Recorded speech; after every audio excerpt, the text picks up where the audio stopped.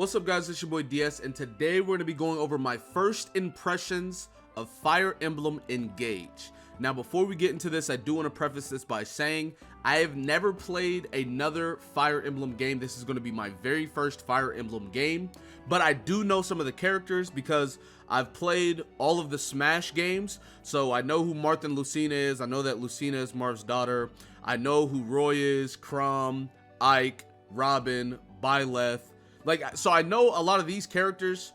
I don't really know their backstories and stuff though, but I know like who they are, I guess you could say. So I am going into this very new as a new Fire Emblem person. So just letting you guys know that off the top. Now that we've got all of that out of the way, I do want to get into the first thing being the story. Currently, I want to say I'm about 9 hours in, and I believe I'm at like chapter 10. Give or take, so just give or take. So I've done a decent amount of the story, and I've also played a decent amount of the game. I personally think the story is really, it's not super complex. It's a very simple story, I feel like, but I feel like it's a very good story. Starting out, they show you a like opening cutscene, which I assume is the end of the game, like what's going to happen at the end, because you meet these characters throughout the game, but you don't know them at the start. And then you wake up after sleeping for what, 1,000 years, and the story starts from there. Overall, I feel like it's a really good story.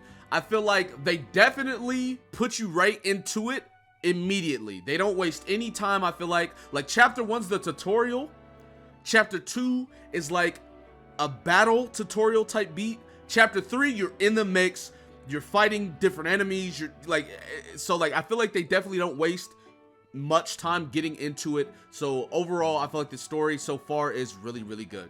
Moving on to the combat, obviously it seems like it's just like every other Fire Emblem. Now I personally don't have a problem with turn-based games. I know a lot of people do, so if you do have a problem with that, you're not gonna like this game. You're not gonna like any Fire Emblem, really.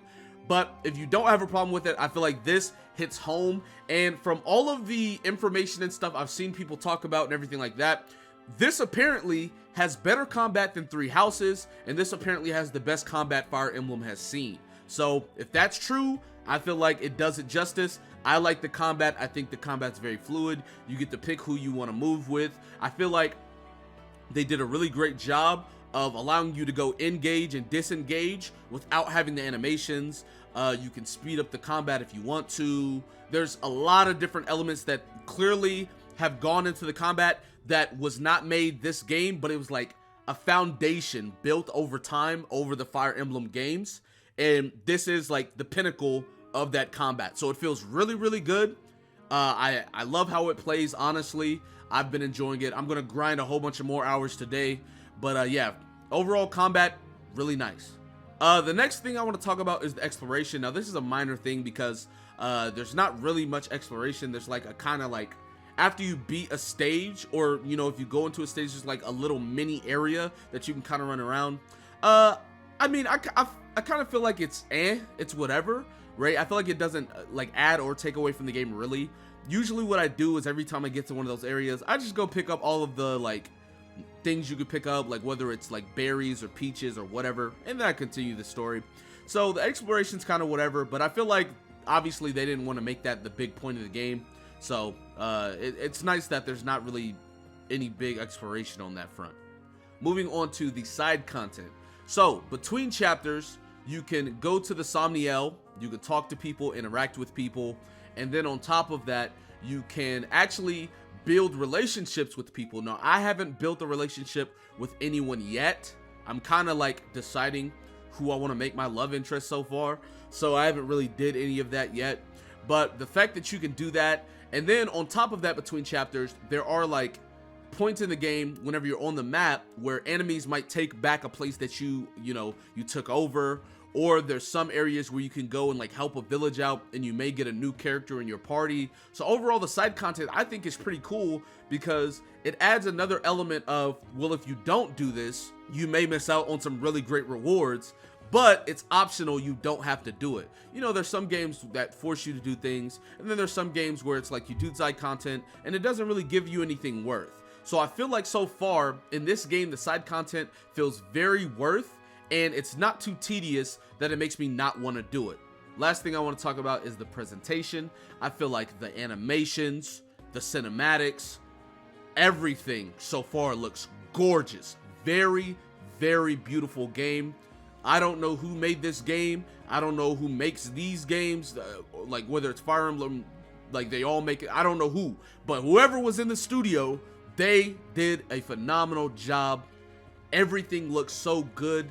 The one negative I have on this, and I mean, it's not necessarily this game, I feel like it's most games, but you can clearly tell when it's an animation, like a cinematic, or when it's like normal dialogue, because in the like animated parts, right, the like cinematic parts, the characters look so crispy, like very, very clear HD. The movement is fluid. It all looks like that.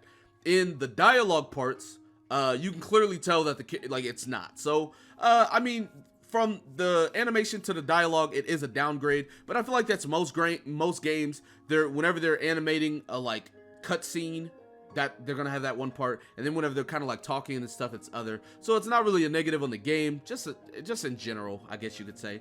But overall, I think the game is really fun. I'm enjoying it a lot. I have a couple of I want to say 3 other friends, 3 of my close friends that are also playing it right now.